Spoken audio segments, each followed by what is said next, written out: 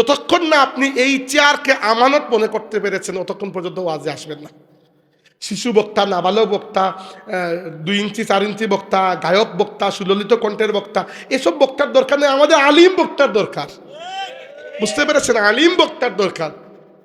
দেখেন, আমি আজকে খুশি হয়েছি আপনাদের মাহফিলে অনেক আলিমদেরকে আমি তো চিনি, বিশেষ করে এখানে দেখেছি মঞ্জুল আলী হুজুরের নাম, তারপরে রশিদ আহমদ সাহেবের নাম। তো এইরকম আলিমদেরকে মাহফিলে যদি আপনারা আনেন, তাহলে এরা যে 1-1.5 ঘন্টা কথা বলবেন, এই কথাগুলো আপনাদের জন্য জীবনে চলার জন্য একটা পাথেয় হবে। হ্যাঁ, আমার মতো 2-4 জন এসে চিৎকার করে চলে গেল, ওইগুলো একটা টাইম কাটানোর জন্য। কিন্তু আপনি যদি একেবারে বোগাস বক্তা নিয়ে আসেন, তাহলে আপনি কোরআন শরীফ এবং আল্লাহর রাসূলের সুন্নাত থেকে কিছুই পাবেন না। পাবেন ওই আন্দাজি কাহিনী, কমেডি, কৌতুক, আর এগুলো আপনার সময়কে নষ্ট করবে। আল্লাহর কসম করে বলছি, 7 বছর ধরে ওয়াজ করতেছি আমি, প্রত্যেক দিন এইটা মনে করি যে আমি কত কিছু পাচ্ছি, সম্মান পাচ্ছি, মানুষের কাছে পরিচিতি পাচ্ছি, এই মানুষ খাওয়াচ্ছে, মানুষ হাদিয়া দিচ্ছে, বিনা টাকা তো কেউ ওয়াজ করাচ্ছে না।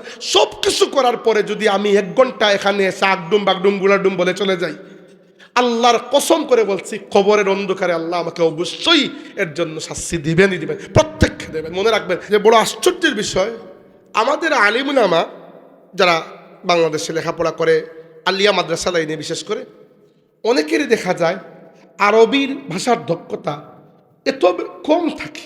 কিন্তু এখন দেখেন, আপনি ইংরেজি পারেন, ভালো কথা, ইংরেজিতে আমিও পারি, আপনি আরো অনেক কিছু পারেন, সবই পারা উচিত।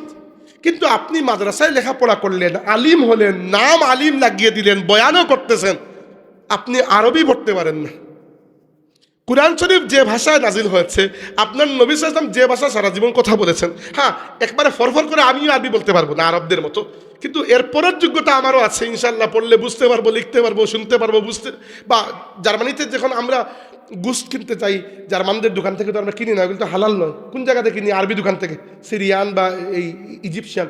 এখানে গেলে আরবি কথাই বলতে হয়, কারণ আমি জার্মান ভাষা ভালো করে জানি না, টুটাফাটা জানি। তো তারাও তো আর ইংরেজি ভালো করে জানে না, তো মিডিয়াম অফ কমিউনিকেশন হচ্ছে আরবি, তাই না? তো আরবি ভাষা এতটুকু পর্যন্ত শেখা উচিত একজন আলিমের জন্য, যতটুকু পর্যন্ত শিখলে আপনি ফিকশনারি আর অনুবাদ ছাড়া, অনুবাদ কোরআন নয়, অনুবাদে কোনো অবস্থাতেই আল্লাহর কালামের সৌন্দর্যকে ফুটিয়ে তোলা সম্ভব নয়। যতক্ষণ পর্যন্ত আপনি আরবি না জানেন ভালো করে, আল্লাহর কালাম বোঝা সম্ভব নয়। আর আল্লাহর কালাম আর আল্লাহর রাসূলের সুন্নাত হাদিসগুলো নিজে থেকে বুঝার দক্ষতা অর্জন না করে যে ওয়াজের মাহফিলে চলে আসি আমরা, এর কারণে ওয়াজের মাহফিলকে ফাজলামি। এখন আপনি হুজুরকে উঠিয়ে দিয়েছেন যে হুজুর 2.5 ঘন্টা ওয়াজ করতে হবে, হুজুর কিছুই পড়ে আসেন নাই। তো এরপরে তো আর তো লাইলা মজনুর প্রেম কাহিনী ছাড়া তো আর তো বলার নাই কিছু, আর কি বলবেন তিনি? আপনি যে 2.5 ঘন্টা সময় তাকে দিয়েছেন, তার 2.5 ঘন্টা তো ইলম এখনো হয় নাই, তিনি তো লেখাপড়ার সময় তো লেখাপড়া করেনি নাকি। তো এই জন্য ওয়াজের মাহফিলগুলো হয়ে গেছে একটা বাদরামির মাহফিল। এখানে এসে মানুষ কৌতুক করে, কেউ কমেডি, কেউ গায়, কেউ নাচেও। তো এগুলো কি জন্য? এগুলো হচ্ছে শুধুমাত্র এই কারণে যে মানুষ এটাকে আমানত মনে করে না। মানুষ যদি মনে করতো যে দেখেন, আমি ওয়াজের মাহফিলে আসছি, মানুষ দাওয়াত দিয়ে নিয়ে আসতেছে, সম্মান করছে, খাওয়াচ্ছে, হাদিয়া দিচ্ছে, কত কিছু, এরপরে যে 1 ঘন্টা আমি এখানে বসি, ওই 1 ঘন্টার জন্য কি আল্লাহ আমাকে জিজ্ঞেস করবেন না কিয়ামতের দিন?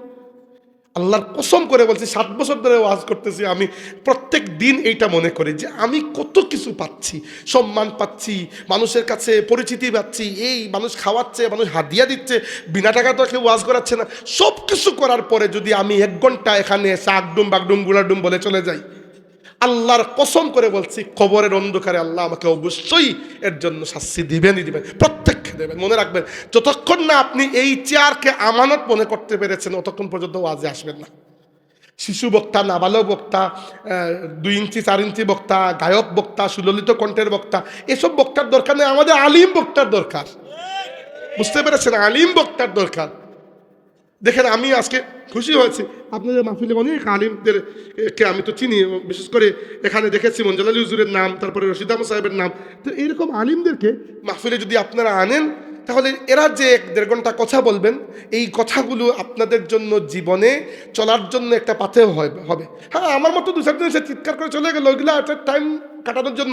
কিন্তু আপনি যদি একেবারে বোগাস বক্তা নিয়ে আসেন, তাহলে আপনি কোরআন শরীফ এবং আল্লাহর রাসূলের সুন্নত থেকে কিছুই পাবেন না, পাবেন ওই আন্দাজি কাহিনী, কমেডি, কৌতুক, আর এগুলো আপনার সময়কে নষ্ট করবে। তো যেটি বলছিলাম, কোরআন শরীফের হক আমাদের উপরে যে আমরা কোরআন শরীফকে বুঝবো।